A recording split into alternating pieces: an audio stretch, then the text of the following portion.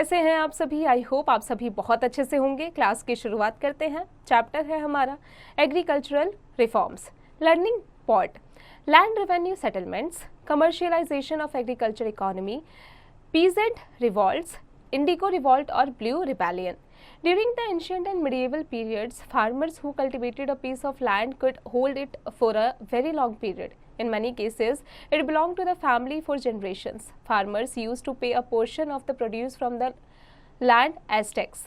बच्चों, ancient time में या फिर कहीं medieval पीरियड में जो फार्मर्स होते थे वो अपने कल्टिवेटेड जो लैंड होता था, जो उसका एक हिस्सा वो बहुत टाइम तक होल्ड करके रखते थे. बहुत सारे केसेस में ये family to family, generation to generation ये जाता था. फार्मर्स जो थे वो लैंड के उसमें टैक्स देते थे.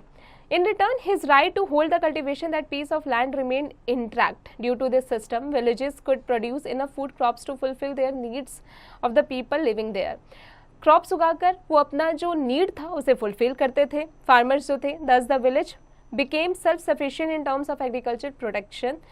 During the region of Sheikh Shah Suri, the system of measuring land and giving patta or written record to its owner was started for the first time. According to this system, revenue to be paid by the farmers depended on the fertility of the land. Whenever natural disasters like drought or famine struck any region, the amount of revenue to be collected was reduced. Sometimes when it was found that the situation was too critical, the affected group of farmers was even exempted from the payment of any tax or rent. However, after the arrival of the British, a lot of changes came about in the collection of taxes in rural areas. जैसे ही British का arrival होता है तो बहुत सारे changes जो है taxes के कलेक्शन में रूरल एरियाज में आ जाते हैं. One of the most important changes was in the way the British collected revenue.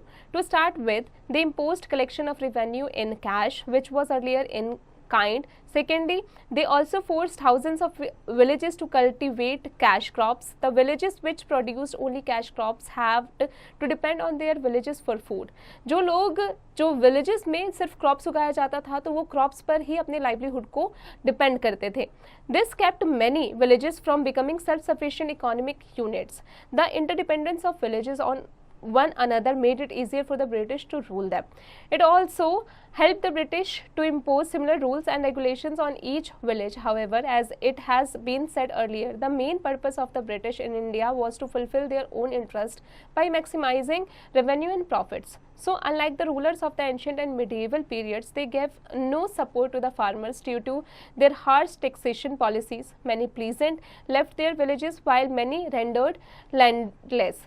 Land revenue settlements. The British came to India with the sole aim of generating profit. So when the company got the Diwani rights formally in 1765 from the Mughal Empire, they thought of working out the best possible deal to ensure maximum revenue, thereby deriving maximum profit.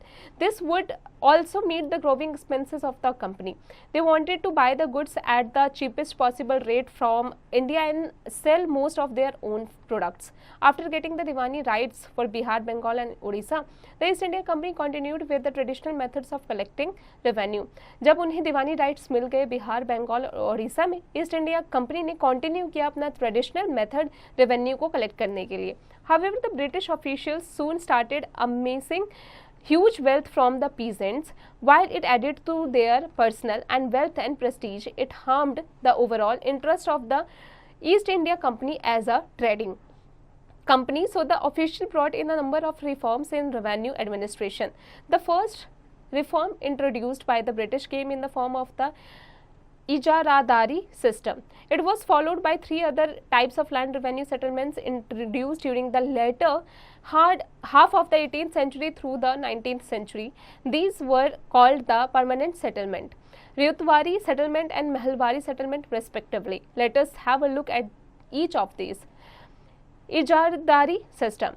As the first Governor General of the East India Company, Warren Hastings found that income from land revenue was not enough to meet the expenses of the company. क्योंकि as a first governor थे, general थे east India company के Warren Hastings, उन्हें land revenue से जो income मिल रहा था वो कंपनी के एक्सपेंसेस को पूरा नहीं कर पा रहे थे. A massive feminine famine that broke out in Bengal further reduced revenues to a great extent, so he decided to introduce a system by which the right to collection could be given to the highest bidder for 5 years. This system came to be called इजारादारी और revenue farming system. इसे revenue farming system और इजारादारी system कहा जाने लगा. Those who were given this right came to be as irajadaris. However, the shortcomings of this system soon resulted in its failure. हालांकि ये जो shortcoming system था, इसका result failure रहा. One of the most important reasons was that bidding had no link with the land's actual productivity. Besides, no interest was shown by the ijadaras or revenue farmers in improving the land because it was auctioned periodically. As the ijaradas wanted to get more and more revenue to pay the East India Company, peasants were subjected to restless exploitation. Permanent settlement. It was introduced in Bengal in 1793 by Lord Cornwallis. The zamindars, like jagirdars, were owners of land in their estates as long as they paid a percentage of the revenue they collected. This right was hereditary. They were to part with 89% of the amount they collected and the rest they could keep with themselves. This revenue was permanently fixed for 10 years. ये जो amount था वो 10 सालों के लिए fix कर दिया गया. Effects. It is created for the British a new class of loyalists in the form of zamindars. The British deliberately created the class as they needed supporters to continue their rule.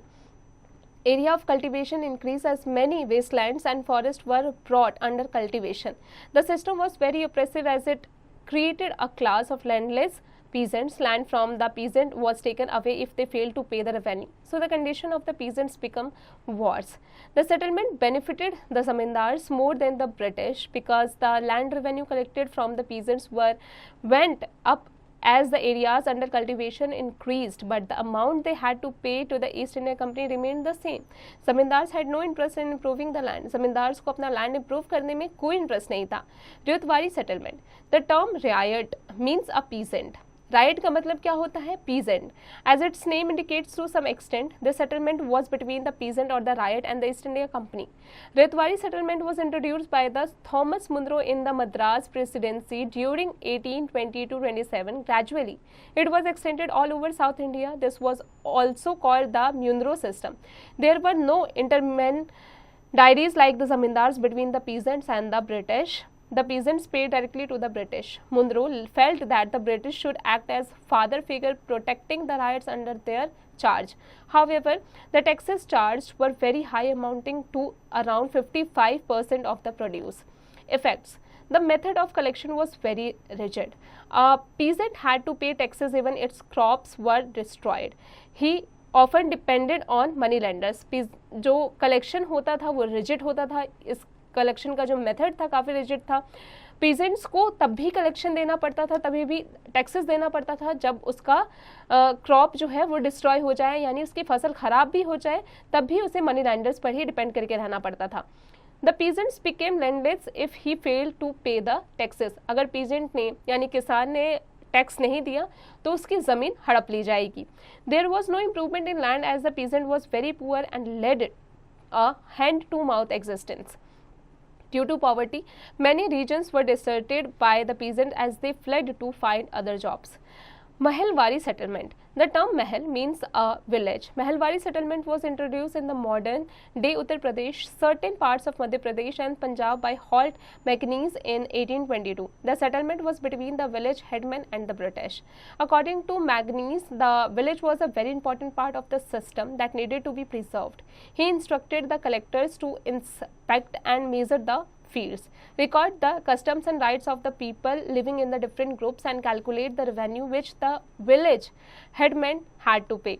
As per this settlement, the village headman or talukdar was responsible for collecting the revenue from the villagers and pass it over to the British. The rate of revenue was approximately half of the total produce. Effects. Large part of land were taken away by moneylenders as the peasants could not repay the loan that they had taken to pay the high taxes. The condition of the peasants became pathetic because their well-being depended on the mercy of the village headman who alone had the right to collect revenue. This later led to agrarian riots. बाद में ये rights होने लगे क्योंकि large part जो था land का वो पीजेंट्स दे देते थे मनी लैंडर्स को, क्योंकि वो जो टैक्स के लिए लोन लेते थे वो चुका ही नहीं पाते थे। Let's do it.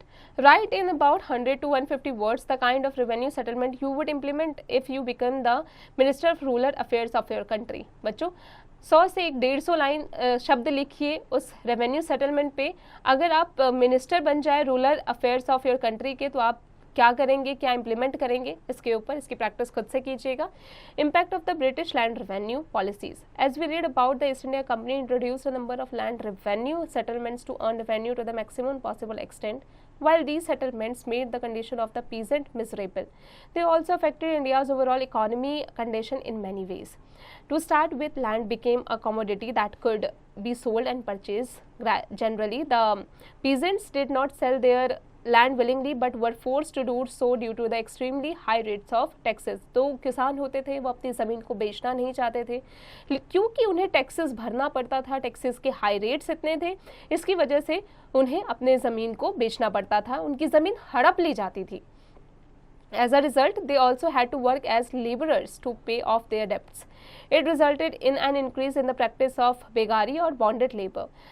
और इसके रिजल्ट में क्या होता था, उन्हें लेबरर्स के फॉर्म में काम करना पड़ता था ताकि वो अपने रोज़मर्रा की ज़िंदगी चला सकें, लाइवलीहुड को जी सकें, और इसका ये इंक्रीज होता था बेगारी और बॉन्डेड लेबरर में।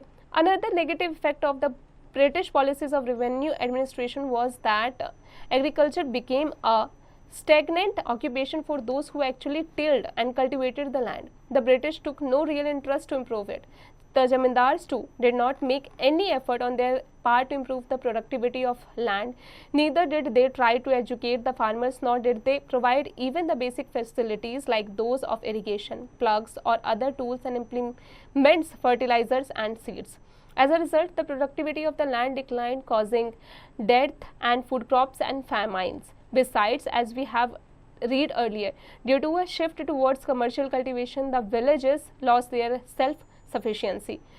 Commercialization of agricultural economy. The British encouraged the growth of cash crops, crops that were sold for cash. They wanted to provide raw materials to the Western markets. They encouraged the cultivation of opium and indigo. They also persuaded cultivators in various parts of India to produce other crops.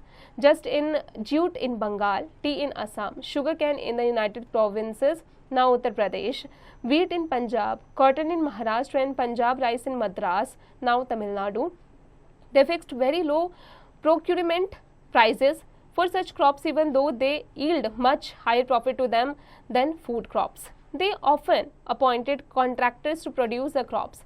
This led to economic interdependence among villages and unified the economy of India. Thus, villages lost their self-sufficient economy. ऐसे जो villages होते था वो अपने self-sufficient उनकी जो economy होती थी वो गंवा देते थे. Did you know opium is a drug made from poppy seeds? The British smuggled opium to China and purchased Chinese tea.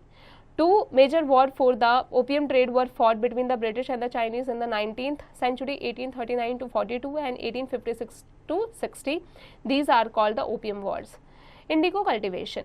Indigo is a blue dye extracted from a tropical plant used to color textiles. बच्चों एक blue dye होता था जिसका इस्तेमाल जो tropical plant होते थे उनको कलर करने के लिए कलर टेक्सटाइल्स का इस्तेमाल किया जाता था.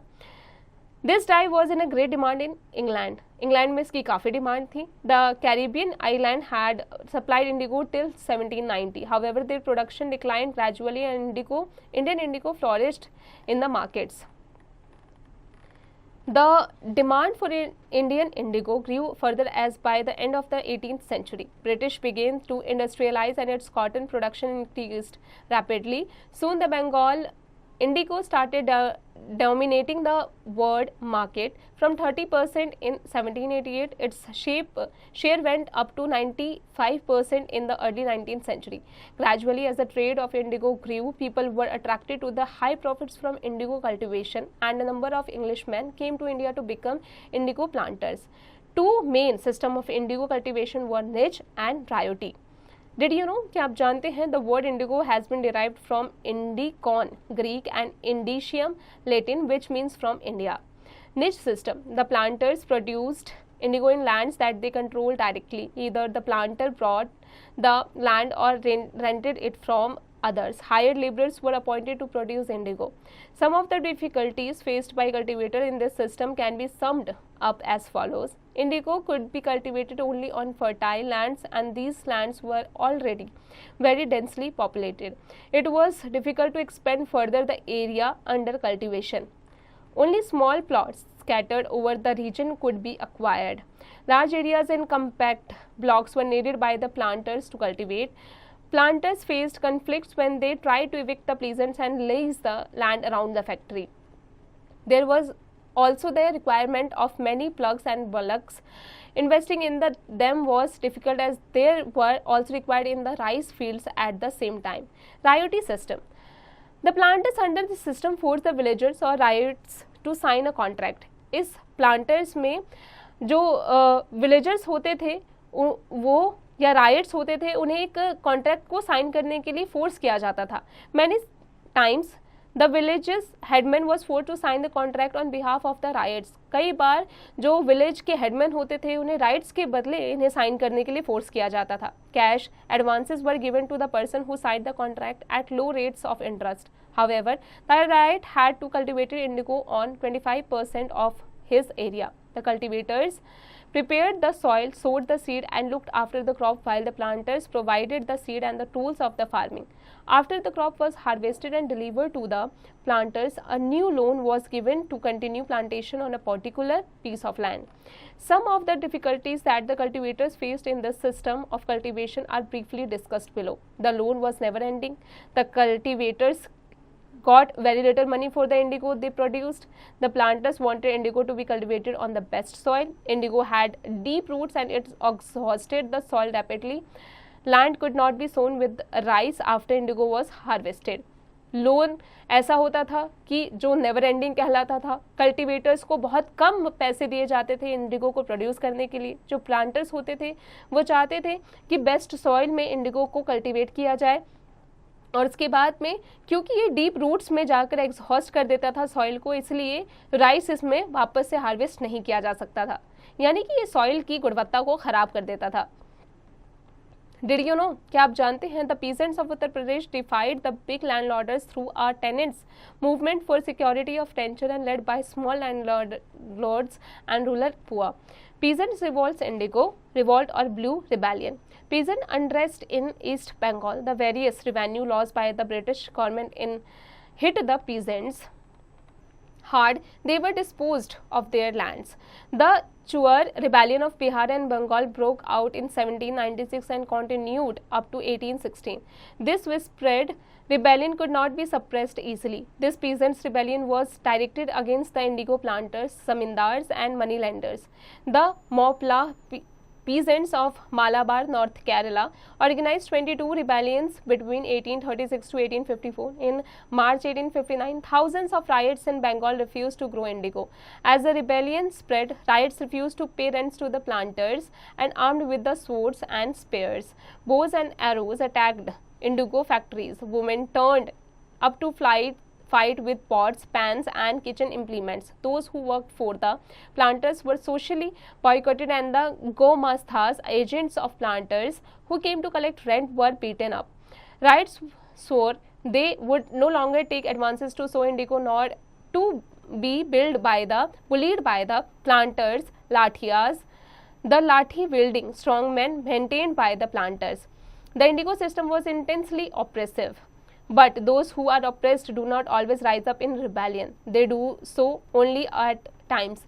In 1859, the indigo riots felt that they had the support of the local zamindars and village headmen in the rebellion against the planters. In many villages, headmen who had been forced to sign indigo contracts mobilized the indigo peasants and fought pitched battles with the lathials.